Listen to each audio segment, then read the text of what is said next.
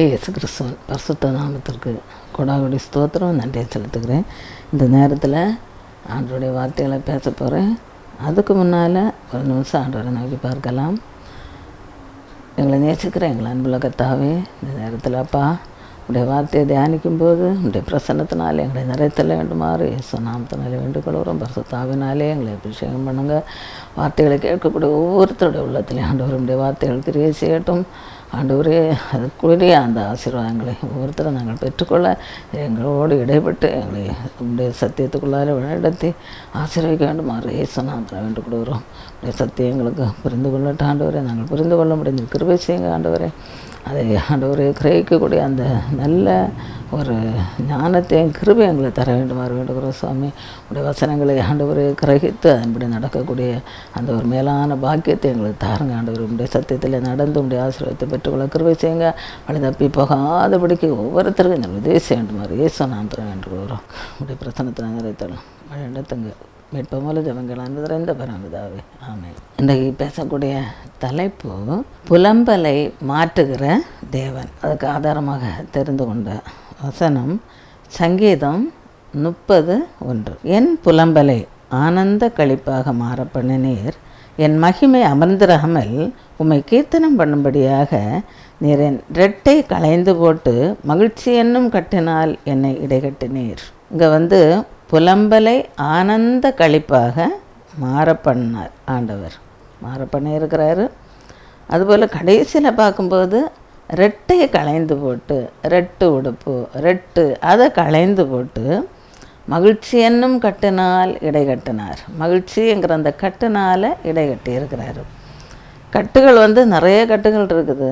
நமக்கு தெரிஞ்ச கட்டுகள் எல்லாம் பாவக்கட்டு, சாபம், வியாதி, மரணக்கட்டுகள் இதெல்லாம் நிறைய இருக்குது. கடன் பாரங்கிற கட்டு, வறுமைங்கிற கட்டு, இப்படி பலவிதமான கட்டுகள். அதையெல்லாம் என்ன செய்கிறாருன்னா அறுத்து போட்டு அந்த இரட்டை எல்லாம் களைந்து போட்டு மகிழ்ச்சி என்னும் கட்டினால் ஆண்டவர் இடைகட்டுகிறார். மகிழ்ச்சி என்னும் கட்டினால கட்டுகிறார். இந்த இதில் புலம்பலை ஆனந்த களிப்பாக மாற பண்ணினார். நிறைய பேருக்கு நம்முடைய வாழ்க்கையிலே ஆண்டவர் புலம்பலை ஆனந்த களிப்பாக மாற பண்ணி இருக்கிறாரு. இங்கே நம்ம யாருடைய அந்த லைஃப்பை பார்க்க போகிறோன்னா தாவீதனுடைய வாழ்க்கையை பார்க்க போகிறோம். தாவீது புலம்புகிறாரு, ஆண்டவரை நோக்கி புலம்புகிறாரு. அவருடைய புலம்பலை ஆண்டவர் ஆனந்த களிப்பாக மாற பண்ணி இருக்கிறாரு. அவர் அதனால தான் அதை பற்றி சொல்கிறாரு. அதாவது தாவீது புலம்புறதுக்கு நிறைய ரீசன்ஸு சொல்லலாம். தாவீதுக்கு அடிக்கடி சவுல் தொந்தரவு கொடுத்துட்டே இருக்கிறாரு.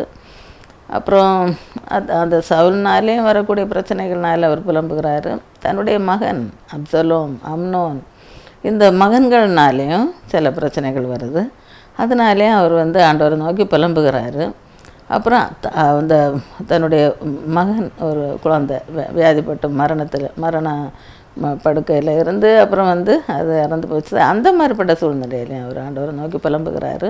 அப்புறம் தன்னுடைய பாவத்தினால் அவர் செய்த அந்த பாவத்தின் நிமித்தம் அவருக்கு வந்த சோதனை, அதனாலே ஆண்டவரை நோக்கி ஆண்டவர் கெஞ்சுகிறாரு, புலம்புகிறாரு.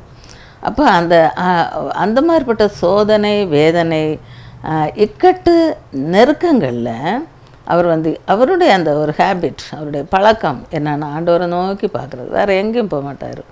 முதல்ல ஆண்டவருடைய சமூகத்தில் போய் ஆண்டவரை நோக்கி பார்க்குறது தான் அவருடைய ஒரு முக்கியமான ஒரு பழக்கமாக இருந்தது, ஒரு வேலையாக இருந்தது. அதாவது ஆண்டவரை நோக்கி பார்த்து ஆண்டவரை நோக்கி கூப்பிடுகிறது, ஆண்டவரை நோக்கி கெஞ்சுகிறது, மன்றாடுகிறது, ஆண்டவரை நோக்கி விண்ணப்பங்களை ஏறெடுக்கிறது. இது அவருடைய பழக்கம். அந்த பழக்கம் ஒரு நல்ல ஒரு பழக்கம். அந்த பழக்கத்தின்படி அவர் எந்த ஒரு கஷ்டமான சூழ்நிலை வந்தாலும், எந்த ஒரு நெருக்கமான ஒரு சூழ்நிலை வந்தாலும் உடனே ஆண்டவர்கிட்ட போய் அவர்கிட்ட முறையிடுவார், மன்றாடுவார், விண்ணப்பங்களை அவர் ஏறெடுப்பார். கடவுளும் ஆண்டவர் என்ன செய்கிறாருன்னா கேட்டு அவருக்கு பதில் கொடுக்கக்கூடியவராக இருக்கிறாரு. நிறைய நேரங்களில் அவருடைய அந்த இக்கட்டுகள்லேருந்து, பிரச்சனைகள்லேருந்து உடனடியாக அவரை விடுதலையாக்குறாரு. அந்த மாதிரி அவர் என்ன சொல்கிறார், நான் கர்த்தரை நோக்கி கூப்பிட்டேன், கர்த்தரை நோக்கி கெஞ்சினேன் அப்படின்னு சொல்கிறாரு. கெஞ்சினேன், அவர் என்னுடைய கூப்பிடுதலை கேட்டு என்னுடைய அந்த இக்கட்டுகள் இருந்து என்னை விடுதலையாக்குனார். எல்லா பிரச்சனைகள்ல இருந்து என்னை விடுதலையாக்கி என்னை ஆசீர்வதித்தார் அப்படின்னு அவர் ஆண்டவருடைய அந்த அந்த ஹெல்ப்புக்கு அவர் செய்த அந்த உதவிக்கு அவர் நன்றி செலுத்தக்கூடியவராக இருக்கிறாரு. நாமும் நம்முடைய அந்த பிரச்சனைகள் நேரங்களில், இக்கட்டு நேரங்களில் நாம் ஆண்டவரை நோக்கி முறையிடுகிறவர்களாக இருக்கணும். ஆண்டவரை நோக்கி பார்க்கணும். ஆண்டவரை நோக்கி பார்த்து அவர் பார்த்த போல் நாம் ஆண்டவரை நோக்கி பார்க்குறவங்களா இருக்கணும். ஆண்டவரை நோக்கி கூப்பிடணும், அவரை நோக்கி கெஞ்சணும். அப்படி கெஞ்சும் போது ஆண்டவர் நம்மையும் எந்த பிரச்சனை இருந்தாலும், எந்த வேதனை சோதனை இருந்தாலும் அதுலேருந்து நம்மை விடுவிக்க அவர் வல்லவராக இருக்கிறார். அவர் தாவீதுக்கு மட்டும் விடுதலை கொடுக்குறவர் இல்லை, நமக்கும் ஆண்டவர் விடுதலை தரக்கூடியவர். நம்முடைய சோதனைகள் இருந்து அவர் நமக்கு ஜெயத்தை தரக்கூடியவர், விடுதலை தருவார். அதனால் அவரை நோக்கி பார்க்கக்கூடிய அந்த பழக்கம் உள்ளவங்களாக நம்ம இருக்கணும். தாவீது என்ன சொல்கிறாருன்னா, அவரை நான் துதித்து கீர்த்தனம் பண்ணணுங்கிறதுக்காக அவர் எனக்கு செய்த அந்த நன்றியை நினச்சி அவரை நான் துதிக்கணும், அவரை பாடி கீர்த்தனம் பண்ணணும்.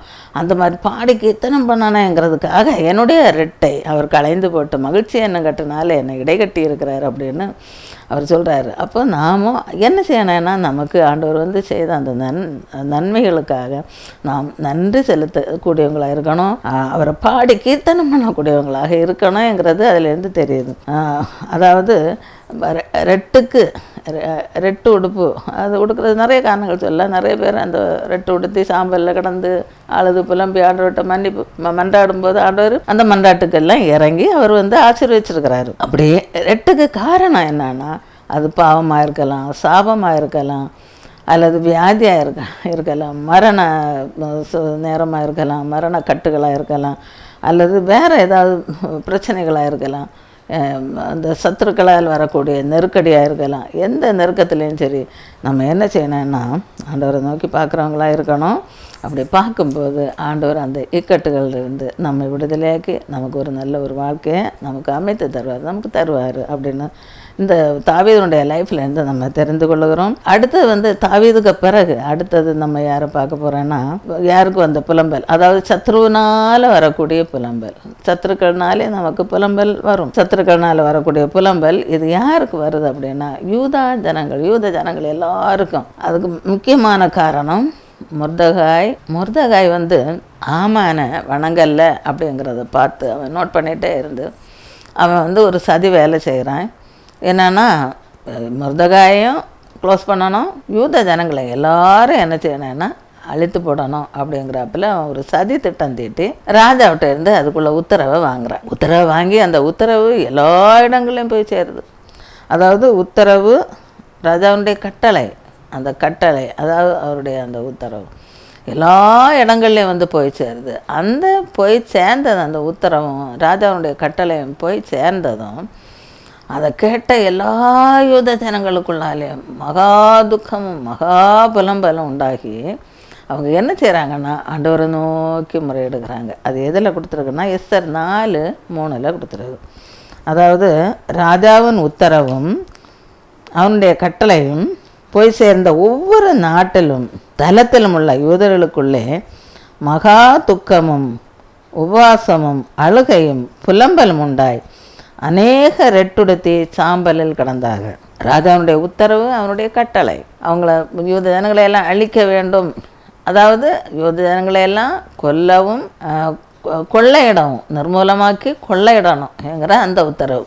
அந்த உத்தரவு எல்லா இடங்கள்லையும் போய் சேர்ந்ததான். அந்த ஜனங்கள் எல்லாருக்கும் என்ன ஆச்சுன்னா மகா துக்கம் உண்டாகிறது. உபவாசம் பண்ணி அவனா ரெட்டுடுத்தி சாம்பலில் கடந்து அழுகையோடும் புலம்பலோடும் ஆண்டவரை நோக்கி மன்றாடுகிறாங்க, முறையிடுகிறாங்க. ஆண்டவர் என்ன செய்கிறாருன்னா, இப்படி மன்றாடுகிறவங்களுடைய அந்த சத்தத்தை கேட்டுட்டு அவர் சும்மா இருக்கிறவர் இல்லை, உடனடியாக கிரியை செய்கிறாரு. அவர் என்ன செய்கிறாருன்னா, அவங்களுடைய புலம்பலை மாற்றுகிறாரு, அவங்களுடைய ரெட்டையை களைந்து போட்டு மகிழ்ச்சி என்னும் கட்டினால இடைகட்டுகிறாரு. எப்படின்னா, அடுத்தது ஒரு உத்தரவு ஆண்டவரால் ராஜா மூலம் வெளிவருது. முதல்ல சத்ருவினால இவங்களுக்கு ஒரு கஷ்டம், ஒரு வேதனை வருது. அவங்க ஆண்டவரை நோக்கி முறையிட்டது உடனே ஆண்டவரிடத்துலேருந்து உத்தரவானது ராஜா மூலம் வெளியில் எல்லாருக்கும், எல்லா ஜனங்களுக்கும் போய் சேருது. அதாவது ஆண்டவர் காரியத்தை மாறுதலாய் முடிய பண்ணுகிற கர்த்தர். இங்கே இந்த மாதிரிப்பட்ட ஒரு இக்கட்டான ஒரு சூழ்நிலை வந்தது. அவங்க ஆண்டவரை நோக்கி முறையிட்ட உடனே ஆண்டவர் அதை மாற்றி அமைக்கிறாரு. என்னன்னா, யூதர்களை சத்துருக்கள் வந்து மேற்கொள்ளக்கூடிய அந்த அதிகாரம் அப்போ இருந்தது. யூதர்களை கொல்லவும் கொள்ளையிடவும் அவர்களை நிர்மூலமாக்கவும் உள்ள அந்த கட்டளை, அந்த உத்தரவு. அது எப்படி மாறுச்சுதுன்னா, யூதர்கள் தங்கள் பகைவர்களை கொள்ளையிடவும் அப்புறம் நிர்மூலமாக்கவும் கொல்லவும் உள்ள அந்த அதிகாரம் அவங்களுக்கு கிடச்சிது. அப்படி அந்த காரியத்தை ஆண்டவர் மாறுதலாக முடிய பண்ணி யூத ஜனங்களை ஆண்டவர் அந்த இக்கட்டுகளில் இருந்து காப்பாற்றுகிறாரு. அதாவது சத்ரு இவங்களை மேற்கொள்கிறது பதிலாக இவர்கள் சத்ருவை மேற்கொள்ளக்கூடிய அந்த ஒரு கிருபையை பெற்றுக்கொண்டார்கள். அதனால் சத்ரு இவங்களை தொட முடியாதபடிக்கு ஆண்டவர் வந்து காரியத்தை மாறுதலாக முடிய பண்ணினார். இந்த மாதிரி அவங்களுக்கு அந்த மாதிரி சத்ரு இவங்களை மேற்கொள்ள விடாதபடிக்கு ஆண்டவர் அவங்கள காப்பாற்றினதுக்கு முக்கியமான காரணம் என்னன்னா, அவங்க அந்த இக்கட்டு நேரத்தில் அந்த புலம்பலான அழுகையோடு கண்ணீரோடு அவங்க வந்து ஆண்டவரை நோக்கி அவங்க முறையிட்டதுனால அந்த முறையிடுதலை, அந்த கெஞ்சுதலை, அந்த கூக்குறலை, அந்த கூப்பிடுதலை ஆண்டவர் கேட்டு என்ன செய்கிறாருன்னா உடனடியாக அவர் வந்து பதிலளிக்கிறாரு. அந்த கட்டளையை மாற்றி அமைக்கும்படி செய்கிறாரு. மாற்றி அமைத்து அவர்களை அந்த பெரிய கட்டளை இருந்து விடுவிக்கிறாரு. அவர்கள் வந்து அந்த ஒரு துக்கமான நாள் இவர்களுக்கு இப்போ அவர் மகிழ்ச்சியான நாளாக ஆண்டவர் மாற்றி கொடுத்துறாரு. அந்த புலம்பல் ஆனந்த களிப்பாக ஆண்டவர் வந்து மாற்றி கொடுத்துருக்கிறாரு. பகைவர்கள் வந்து அழிந்து போகக்கூடிய அளவுக்கு முருதகாயை வந்து தூக்கில் போடணும்னு சொல்லிட்டு ஆமான் தூக்கு மேடையெல்லாம் ரெடி பண்ணி வச்சுருக்கிறேன். அந்த தூக்கு மேடையில் ஆமானே கொலை செய்யக்கூடிய ஒரு சூழ்நிலை வந்தது. அப்படி ஆமானே கொலை செய்தாங்க. அவனுடைய குடும்பமும் அதனால் அழிவை சந்தித்தார்கள். ஆனால் இவர்கள் இந்த முருதகாய் இந்த யூத ஜனங்கள் எல்லாரும் காப்பாற்றப்பட்டார்கள் அப்படின்னு பார்க்குறோம். இந்த மரணக்கட்டில் இருந்து இந்த இக்கட்டு நேரத்தில் ஆண்டவர் வந்து மரணக்கட்டிலிருந்து அவர்களை விடுவித்தவர்கள் மகிழ்ச்சியான கட்டினால் அவர்களை கட்டுனது போல் நாமும் ஆண்டவரை நோக்கி கூப்பிடும்போது முறையிடும்போது ஆண்டவர் நம்முடைய கூப்பிடுதலையும் கேட்டு நம்ம எல்லா இக்கட்டுகள் இருந்தோம், எல்லா பிரச்சனைகள் இருந்து சோதனை இருந்து எப்பேற்பட்ட சோதனை இருந்தாலும் அதுலேருந்தெல்லாம் அவர் விடுவிக்க வல்லவராக இருக்கிறார் என்பதை நாம் இது மூலம் அறிந்து கொள்கிறோம். சங்கீதம் 107 13 14 அந்த வசனங்களை வந்து பார்க்கும்போது தங்கள் ஆபத்திலே கர்த்தரை நோக்கி கூப்பிட்டார்கள், அவர்கள் இக்கட்டுகள் இருந்து அவர்களை நீங்களாக்கி ரட்சித்தார். ஆபத்து காலத்தில் அவங்க என்ன செய்கிறாங்க, கர்த்தரை நோக்கி கூப்பிட்டாங்க. வேறு வழியே இல்லை அவங்களுக்கு, வேறு எங்கேயும் போக முடியாது, வேறு வழியே இல்லை. அதனால் ஆண்டவரை நோக்கி கூப்பிடுறாங்க. ஆண்டவரை நோக்கி கூப்பிடும்போது வழி தவறி போகாதபடிக்கு ஆண்டவர்கிட்ட போகிறாங்க, வேறு எங்கேயும் போகாமல். அந்த மாதிரி ஆண்டவரை நோக்கி கூப்பிடும்போது ஆண்டவர் அது என்ன செய்கிறாருன்னா அவங்க இக்கட்டில் இருந்து அவர்களை நீங்களாக்கி ரட்சிக்கிறாரு. அந்த காலத்திலும் மரண இருளிலிருந்து அவர்களை வெளிப்பட பண்ணி அவர்கள் கட்டுகளை அறுத்தார். அந்த காரம் மரண இருள் அந்த மாதிரிப்பட்ட இதில் இருந்து அவர்களெல்லாம் வெளியே கொண்டு வர்றாரு. அந்த மரண இருளில் இருந்து கொண்டு வந்து வெளிப்பட பண்ணி அவர்கள் கட்டுகளை அந்த மரண கட்டுகளை அந்தகார கட்டை என்ன செய்தாருன்னா அறுத்து போட்டு அவர்களை மகிழ்ச்சி என்னும் கட்டினால இடைகட்டி கொள்கிறாரு.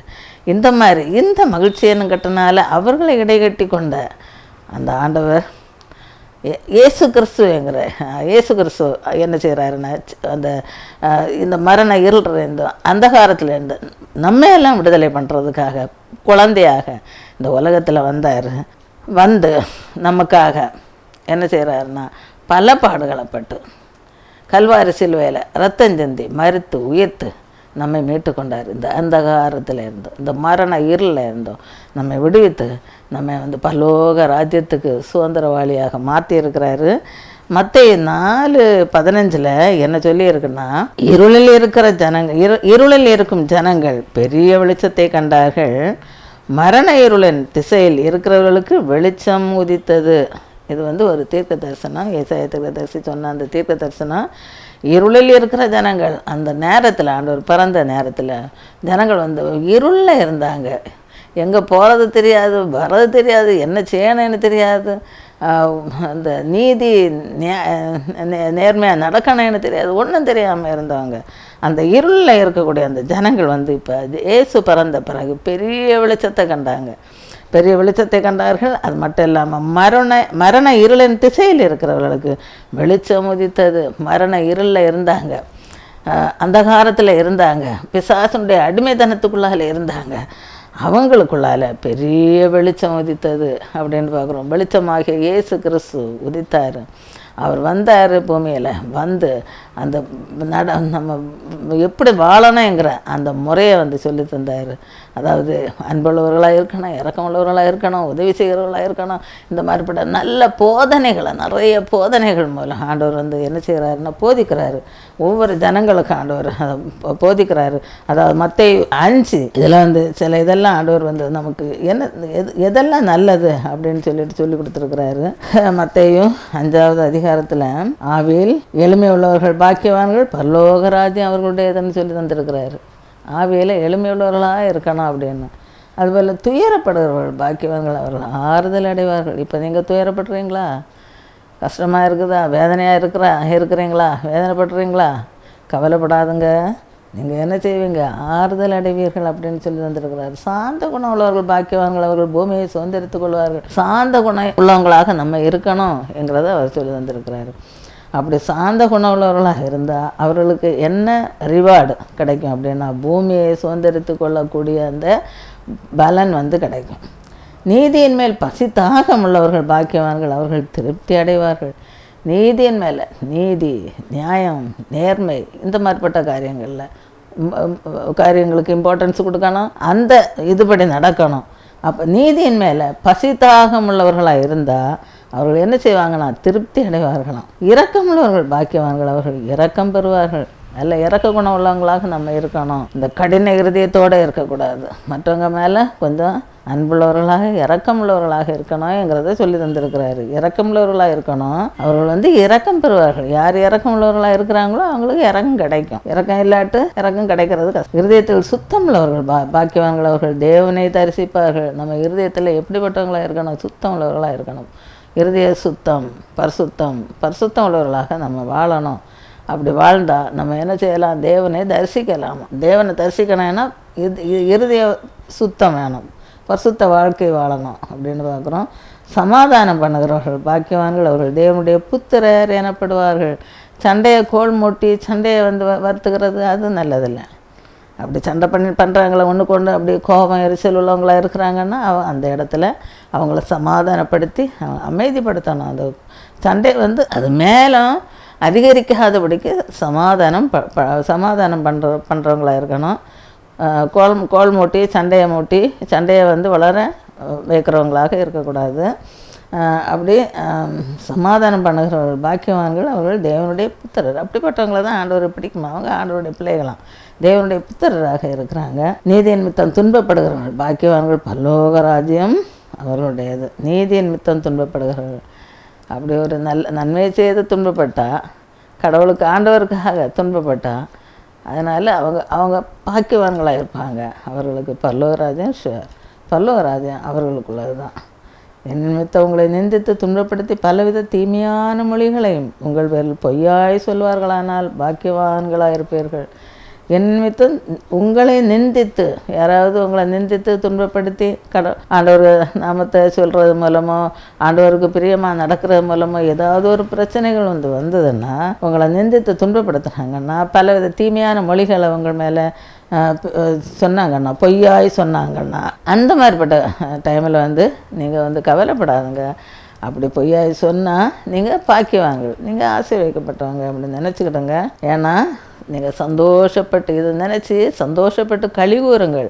பரலோகத்தில் உங்களுக்கு பலன் மிகுதியாக இருக்கும் அப்படின்னு ஆண்டவர் சொல்லி தந்திருக்கிறார். அப்படி ஆண்டவர் இந்த மாதிரி சொல்லி தந்திருக்கிறார் இல்லையா? இந்த இதுபடி நம்ம என்ன செய்யணும்னா கொண்டு அன்புள்ளவர்களாக, இரக்கமுள்ளவர்களாக, சமாதானம் பண்ணுகிறவர்களாக, கோல் மூட்டாதவர்களாக, பொய் சொல்லாதவர்களாக, பொய் சாட்சி சொல்லாதவர்களாக, ஆண்டவருக்கு பிரியமான பிள்ளைகளாக, பரிசுத்தமான பிள்ளைகளாக, நீதி உள்ளவர்களாக, நீதி நியாயத்தோடு நடக்கக்கூடியவர்களாக, சத்திய வசனங்களுக்கு கீழ்ப்படியக்கூடியவர்களாக, சத்தியத்தின்படி நடக்கக்கூடியவர்களாக, ஆண்டவருடைய அந்த நியாயப்பிரமாணத்திற்கு கீழ்ப்படிந்து நடக்கக்கூடியவர்களாக அந்த மாதிரி நம்ம இருக்கணும். அப்படி இருக்கக்கூடியவர்களாக நம்ம இருந்தேன்னா ஆண்டவர் நம்ம மேலே பிரியமாக இருப்பார். நமக்கு இந்த உலகத்தில் உள்ள ஆசீர்வாதத்தையும் நம்ம பெற்றுக்கொள்ளலாம். பரலோக ராஜ்யத்துலேயும் நமக்கு மேலான ஒரு பாக்கியத்தை ஆண்டவர் தருவார். பரலோக ராஜ்ய பாக்கியத்தை சுதந்திரித்து கொள்ளலாம். பல்லவ ராஜ்யமும் நமக்கு உண்டு. இருதயத்தில் சுத்தம் உள்ளவர்களாக நம்ம வாழணுங்கிறதா இருக்குது. அதாவது இருள் இருக்கிற ஜனங்கள் இந்த மாதிரிப்பட்ட ஒரு பெரிய வெளிச்சத்தை காண்றதுக்கு தான் ஆண்டவராக இயேசு கிறிஸ்து இந்த பூமியில் வந்தார். வந்து நமக்காக பாடுகளப்பட்டு சிலுவையில் அறையப்பட்டு ரத்தம் சிந்தி மரித்து உயர்த்து பரலோகத்துக்கு போயிருக்கிறாரு. மீண்டும் வருவார். நம்மை எல்லாரையும் அழைத்து கொண்டு போகிறதுக்கு, பரலோகத்தில் உட்கார வைக்கிறதுக்கு, நம்ம அழைத்து கொண்டு போகிறதுக்கு வரும்போது நாம் அதுக்கு நம்ம ஆயத்தமுள்ளவர்களாக இருக்கணும், பரிசுத்தமுள்ளவர்களாக இருக்கணும், ஆண்டவர் பிரியமான வாழ்க்கை வாழணும். வாழ்ந்து அவருடைய வருகையில் போகிறதுக்கு நம்ம ஆயத்தப்படணும். அதுக்கு கடவுளுடைய அந்த ஒத்தாசை நமக்கு தேவை. ஆண்டோடைய ஒத்தாசையோடு அவரை நோக்கி நம்ம கெஞ்சி மன்றாடிய அந்த உதவியை பெற்று அப்படி வாழ்ந்து அவருடைய மேலான பாக்கியத்தை சுதந்திரித்து கொள்ளக்கு நம்ம ட்ரை பண்ணுவோம். அதுக்கு ஆண்டவர் உதவி செய்யட்டும். இப்படியே ஆண்டவரை நோக்கி கூப்பிட்டவங்க எல்லாம் ஆண்டவர் கத்திடத்திலிருந்து விடுதலையை பெற்றுக்கொள்கிறாங்க, மீட்பை பெற்றுக்கொள்கிறாங்க, சுகத்தை பெற்றுக்கொள்கிறாங்க. அடுத்தது அந்த நெருக்கத்தில் இருந்து ஒரு விடுதலையும் பெற்றுக்கொள்கிறாங்க, ரட்சிப்பை பெற்றுக்கொள்கிறாங்க, மீட்பை பெற்றுக்கொள்கிறாங்க. அதனால் நம்ம ஆண்டவரை நோக்கி கூப்பிடக்கூடியவங்களாக இருக்கணும். அப்படி கூப்பிட்றவங்க எல்லாருடைய அந்த உபத்திரவங்களில் இருந்து ஆண்டவர் விடுதலையாக்கி ரட்சிப்பாருங்கிறதுல ஒரு சந்தேகம் இல்லை. அடுத்தது பாவத்தினால் வரக்கூடிய அந்த கட்டிலிருந்து விடுதலையாகி அந்த கட்டுகள் அறுக்கப்பட்டு மகிழ்ச்சியான கட்டுனால ஆண்டவர் இடைக்கட்டுகிறாரு. இது யாருடைய வாழ்க்கையில் நம்ம பார்க்க போகிறோன்னா மனாசே என்கிறவருடைய வாழ்க்கையின் மூலம் நம்ம இதை பார்க்க போகிறோம். மனாசே என்கிறவர் யாருன்னா எசேக்கியா ராஜாவுடைய மகன். அவன் எசேக்கியா ராஜா நல்ல ராஜா, ஆனால் இவன் கொஞ்சம் துன்மார்க்கமாக வாழ்கிறான். ஆண்டவரை விட்டு தூரமாக போகிறான், அந்நிய தேவர்களை வழிபடுறான். அது ஆண்டவருக்கு விருப்பம் இல்லாத பிடிக்காத ஒன்று. அதை அவன் செய்கிறான். விக்கிரகங்களை ஆலயத்தில், தேவனுடைய ஆலயத்திலேயே விக்கிரகத்தை வச்சு அவன் வழிபடுகிறான். நீ போகிற பாதை சரியில்லை, திரும்பிக்கோ, மனம் திரும்பு, ஆண்டவர் பிள்ளைய மாறு, இந்த மாதிரிப்பட்ட தவறான காரியங்களில் இனி ஈடுபடாத, அதை விட்டு விடு அப்படிங்கிறப்பில் எச்சரிக்கிறாரு. எச்சரித்த பிறகு அவன் என்ன செய்கிறான்னா மைண்ட் பண்ணலை, கேட்கல. அந்த எச்சரிப்பின் சத்தத்தை அசட்டை பண்ணுகிறான். அப்படி அசட்டை பண்ணுகிறதுனால ஆண்டவர் என்ன செய்கிறாரு, அவனுக்கு ஒரு லெசன் டீச் பண்ணி கொடுக்குறாரு. என்னன்னா அவனை அசீரியா ராஜாவினுடைய கையில் ஒப்பு கொடுக்குறாரு. அசீரியா ராஜாவினுடைய சேனாதிபதிகள் அவனை என்ன பண்ணுறாங்கன்னா அவனை முட்செடிகளில் பிடிச்சி ஆண்டவர் ஒப்பு கொடுத்துட்டாரு. சொன்னவரும் கேட்கறனால கீழ்ப்படியாமல் தப்பு பாவம் செய்கிறான், ஆண்டவரை விட்டு வழி தப்பி போகிறான். அதனால் ஆண்டவர் ஒப்பு கொடுத்தாரு. இப்போ முட்செடிகளில் பிடிச்சி இந்த அசீரியா ராஜாவுடைய சேனாதிபதிகள் 2 வெண்கல சங்கிலியினால் அவனை கட்டி அவனை என்ன செய்கிறாங்கன்னா பாபிலோனுக்கு சிறைபிடித்து கொண்டு போகிறாங்க. அது எதில் கொடுத்துருக்குன்னா 2 நாளாகமும் 33:11-13 வரையில் உள்ள வசனங்களில் சொல்லியிருக்கு. என்ன சொல்லியிருக்குன்னா, ஆகையால் கர்த்தர் அசீரியா ராஜாவின் சேனாபதிகளை அவர்கள் மேல் வரப்பண்ணினார். அவர்கள் மனாசேயை முட்செடிகளில் பிடித்து 2 வெண்கல சங்கிலியால் அவனை கட்டி பாபிலோனுக்கு கொண்டு போனார்கள். இப்போ என்ன செய்கிறாங்க, ஆண்டவர் அவனை இப்போ ஒப்பு கொடுத்தாரு. சொல்லியும் கேட்கல, நீ தவறான வழியில் போகிற, வழியை மாற்றிக்கோ, ஆண்டவர் பக்கம் திரும்பு, ஆண்டவருக்கு பிரியமாக வாழு, ஆண்டவர் விருப்பம் இல்லாததை செய்யாத, அதை விட்டுடு, செய்கிறத விட்டுட்டு நல்ல பிள்ளையாக வாழு, ஆண்டவர் விருப்பமானபடி வாழு அப்படின்னு சொல்லிட்டு சொன்ன பிறகும் கேட்கனால இப்போ அசீரியா ராஜாவுடைய சேனாதிபதிகள் கையில் ஒப்பு கொடுக்குறாரு ஆண்டவர். அவங்க என்ன செய்கிறாங்கன்னா வராங்க, அவனை மனாசே முட்செடிகளில் பிடிக்கிறாங்க. பிடிச்சி 2 வெண்கல சங்கிலியினால் அவனை கட்டி, 2 வெண்கல சங்கிலியினால் கட்டுறாங்களாம். கட்டி என்ன செய்கிறாங்க, பாபிலோனுக்கு கொண்டு போனார்கள்ன்றது. பாபிலோனுக்கு சும்மா எல்லாம் கொண்டு போயிருக்க மாட்டாங்க, இழுத்துட்டு தான் போயிருப்பாங்க. பாபிலோனுக்கு கொண்டு போகிறாங்க. அங்கே கொண்டு போய் அவனை நெருக்குனனால, அவனுக்கு அடியும் உதயம் கொடுத்து சிறிய சப்புனனால அவன் பயங்கரமாக நெருக்கப்படும்போது இப்போ ஆண்டவரை நோக்கி பார்க்குறான். அதான் இப்படி அவன் நெருக்கப்படுகையில் தன் தேவனாகிய கர்த்தரை நோக்கி கெஞ்சி தன் பிதாக்களின் தேவனுக்கு முன்பாக மிகவும் தன்னை தாழ்த்தினான். இப்போ அந்த நெருக்கப்படுகிற நேரத்தில் அவன் என்ன செய்கிறானா, கர்த்தரை நோக்கி கெஞ்சுக்கிறானா. முதல்ல சொன்ன பிறகு கேட்கல, இப்போ கர்த்தரை நோக்கி கெஞ்சுக்கிறான். தன் பிதாக்களின் தேவனுக்கு முன்பாக மிகவும் தன்னை தாழ்த்தினான். பிதாக்களின் தேவன் ஆண்டவராகிய கர்த்தர் அவருக்கு முன்னால் தன்னை மிகவும் தாழ்த்துக்கிறான். முதல்ல சொன்ன பிறகு கேட்கல, இப்போ நெருக்கப்படுகிற நேரத்தில் ஆண்டவரை நோக்கி கெஞ்சுக்கிறான். கெஞ்சி தன்னை மிகவும் தாழ்த்துக்கிறான். தாழ்த்தின உடனே ஆண்டவர் வந்து தாழ்த்துகிற யார்? தாழ்மை உள்ளவர்களுக்கு தேவன் கிருபை அளிக்கிற கர்த்தர் இல்லையா? அந்த ஆண்டவர் வந்து என்ன செய்கிறாருன்னா,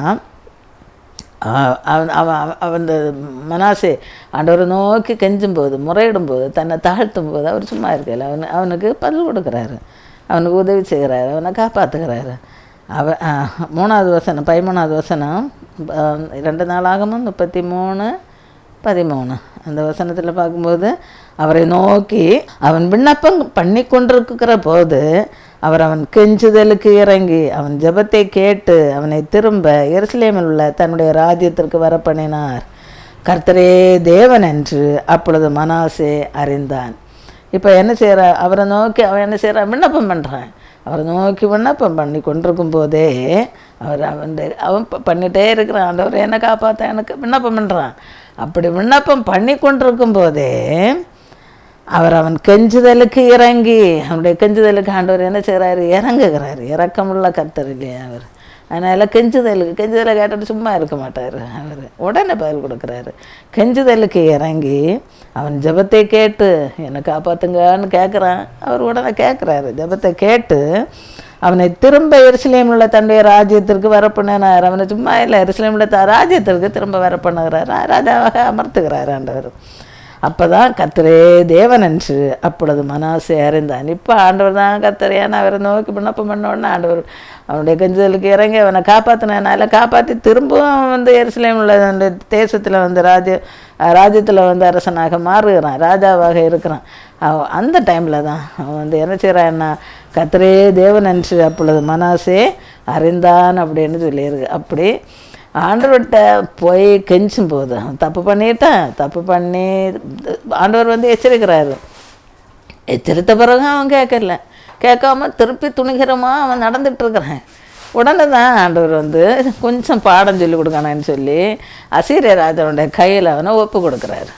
அப்படி ஒப்பு கொடுத்த உடனே இப்போ அவன் நெருக்கும்போது, அப்போ தான் நெருக்கப்படும் போது ஆண்டவரை நோக்கி கெஞ்சுக்கிறான், விண்ணப்பம் பண்ணுறான், மிகவும் தன்னை தாழ்த்துக்கிறான், இவ்வளவும் பண்ணுறான். அதனால் ஆண்டவர் சும்மா இருக்காமல் அவனுக்கு அந்த கெஞ்சும் போதே, விண்ணப்பம் பண்ணி கொண்டிருக்கும் போதே அவனுடைய கெஞ்சுதலுக்கு கேட்டு அவனுக்கு ஒரு விடுதலை கொடுக்குறாரு. திரும்பவும் அவனை தேசத்துக்கு கொண்டு வந்து அவன் ராஜாவாக அமர்த்துக்கிறாரு.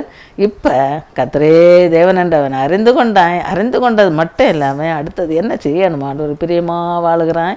ஆண்டவர் விருப்பம் எல்லாம் அகற்றி போடுகிறான். தேவாலயத்தில் விக்கிரகங்களை எல்லாம் கொண்டு வந்து வழிபட ஆரம்பித்தது. அந்த விக்கிரகங்களை எல்லாம் தூக்கி வெளியில் போட்டு தேவாலயத்தை சுத்தம் பண்ணிக்கிட்டு அங்கே வந்து ஆண்டவருக்கு பலி செலுத்தி ஆண்டவரை மகிமைப்படுத்த ஆரம்பிக்கிறான். ஆண்டவர் பிரியமான பிள்ளையாக அவன் அதுக்கு பிறகு வாழுகிறான்.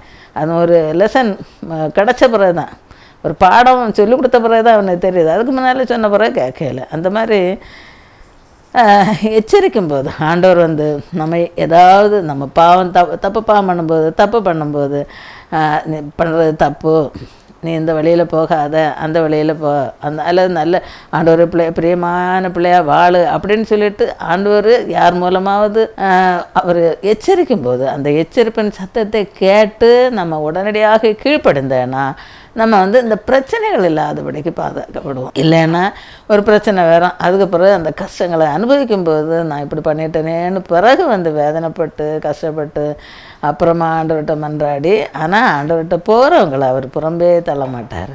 என்னிடத்தில் வருகிறவனை நான் புறம்பே தள்ளுவதில்லைன்னு சொல்லியிருக்கிறாரு. அது அந்த மனாசே வாழ்க்கையிலே ஆண்டவர் செய்திருக்கிறாரு. அதே போல் நம்ம ஒரு வேளை தப்பு பண்ணி அப்படியே இந்த ஏதாவது கஷ்டமான சூழ்நிலையில் இருக்கும்போது ஆண்டவரை நோக்கி நம்ம முறையிடும்போது மன்றாடும்போது ஆண்டவர் என்ன செய்வாருன்னா, ஆண்டவரை நோக்கி பார்த்து தப்பினார்கள் அப்படின்றது இல்லையா, நோக்கி பார்க்குறவங்கள அவர் என்ன செய்ய மாட்டாருன்னா புறம்பே தள்ள மாட்டார். அவர்கிட்ட போகிறவங்கள அவர் கைவிடவும் மாட்டார். அதனால் ஆண்டவரிடத்தில் நம்ம போய் ஆண்டவரிடத்தில் நம்ம ஒப்படைத்து ஆண்டவருக்கு பிரியமாக நாங்கள் வாழ்கிறோன்னு சொல்லி வாழ்ந்து ஆண்டவருடைய ஆசீர்வாதத்தை பெற்றுக்கொள்கிறவர்களாக இருக்கணும். அந்த பனிஷ்மெண்ட்டை பெற்றுக்கொள்கிறவர்களாக இல்லாமல் ஆண்டவருடைய ஆசீர்வாதத்தை பெற்றுக்கொள்கிறவர்களாக நம்ம வாழணும். அதுக்கு தான் நம்ம வந்து முயற்சி செய்யணுமே தவிர தவறான வழிகளில் போய் தவறான காரியங்களை செய்து, ஆண்டவருக்கு விருப்பம் இல்லாத காரியங்களை செய்து, ஆண்டவரை துக்கப்படுத்தக்கூடிய காரியம். அப்போ துக்கப்படுத்தக்கூடாது. ஆண்டவருக்கு ஒரு சந்தோஷத்தை கொடுக்கக்கூடியவர்களாக நம்ம வாழணும். பரிசுத்தமான சிந்தை உள்ளவர்களாக, பரிசுத்தமான நடத்தை உள்ளவர்களாக, பரிசுத்த இருதயம் உள்ளவர்களாக, பரிசுத்தமான வாழ்க்கை வாழுகிறவர்களாக நம்ம வாழணும். அதுதான் ஆண்டவர் விருப்பம். அப்படி வாழ்ந்து ஆசீர்வாதத்தை பெற்றுக்கொள்கிறவர்களாக இருக்கணும். அந்த சாபத்தையோ அல்லது பனிஷ்மெண்ட்டையோ பெறக்கூடிய வகையில் நம்ம இருக்கக்கூடாது.